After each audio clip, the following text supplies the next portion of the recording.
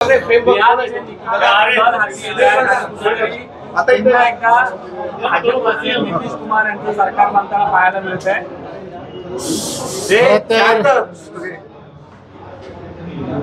जे आता कल हाती आलेले आहेत किंवा जे दिसत आहेत, ही लढाई जी आहे ही लढाई जंगलराजाच्या विरोधात असणारी लढाई होती आणि देशाचे पंतप्रधान नरेंद्र मोदीजी यांच्या नेतृत्वामध्ये संपूर्ण देशभरामध्ये त्यांचं नेतृत्व ज्या ताकदीने सर्व समाजांना घेऊन पुढे जाताना दिसत आहे, त्यामुळे नितीश कुमारजी असतील, नरेंद्र मोदीजी असतील, ही सर्व मंडळी यांनी केलेलं काम आणि त्या कामामुळेच खरं तर त्या ठिकाणी भारतीय जनता पार्टी आणि एनडीएला एक फार मोठ्या प्रमाणामध्ये त्या ठिकाणी यश येताना दिसत आहे। खरं तर त्या ठिकाणी बरेच मंडळींना सकाळपासून किंवा 2 दिवसापासून जी चर्चा होती की त्या ठिकाणी चुरस आहे, परंतु चुरस कोणामध्ये आहे तर अपक्ष आणि काँग्रेस यांच्यामध्ये चुरस आहे। काँग्रेस त्या ठिकाणी अपक्षांबरोबर स्पर्धा करत आहे। याचा अर्थ लक्षात घ्या की काँग्रेसला संपूर्ण देशभरामध्ये नाकारण्यात येत आहे आणि ही देशातील पंतप्रधान नरेंद्र मोदीजी यांची लोकप्रियता जी जगभरामध्ये आहे, त्याचप्रमाणे बिहारमध्ये सुद्धा ही पुन्हा एकदा सिद्ध झाली असं मला वाटतं। राहुल गांधींनी वोट चोरीचा मुद्दा जो आहे, राहुल गांधी वोट चोरीचा बिहारमध्ये आणला होता, त्यांनी आंदोलन देखील केलं होतं। बिहारच्या जनतेने आता उत्तर दिलेलं आहे का? हे खरं तर प्रत्येक निवडणुकीमध्ये फेक नेरेटिव्ह तयार करावेत अशी एक पद्धत निवडणुकीमध्ये किंवा निवडणुकीच्या अगोदर सुरू होते। त्याचाच एक भाग म्हणून वोट चोरी हा विषय हा त्यांनी सुरू केला होता, परंतु बिहारमध्ये आपण पाहिलं असेल की SIRच्या माध्यमातून त्या ठिकाणी अनेक गोष्टीची स्पष्टताही आली। त्यामुळे खरं तर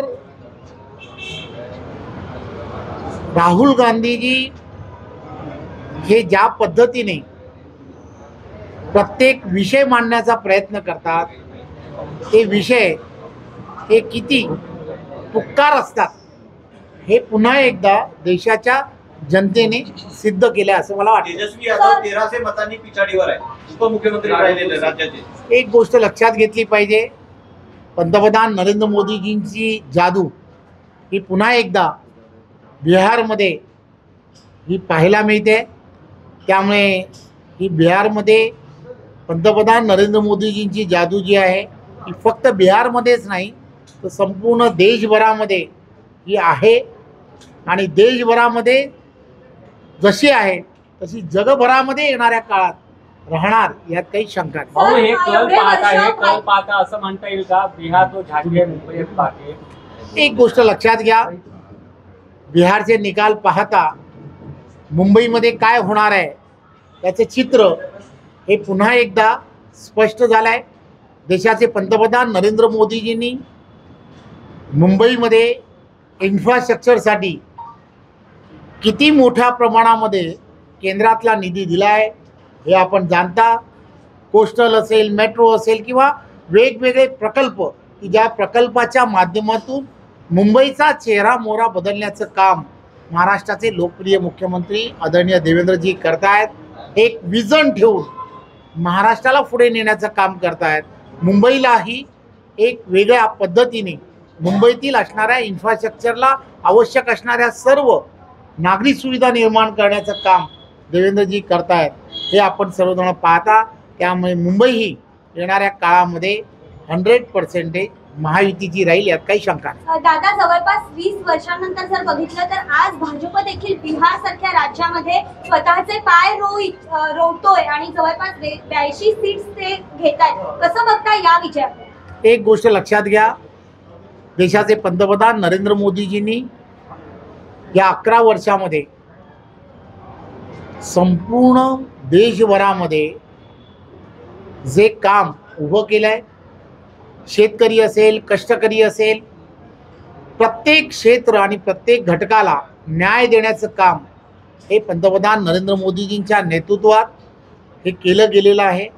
त्यामुळे प्रत्येक जण, मग ती त्या ठिकाणची असणारी बहीण असेल, त्या ठिकाणचे असणारे कामगार वर्ग असतील, या सगळ्यांना एक आनंद देण्याचं काम हे देशाचे पंतप्रधान नरेंद्र मोदीजी करतायत.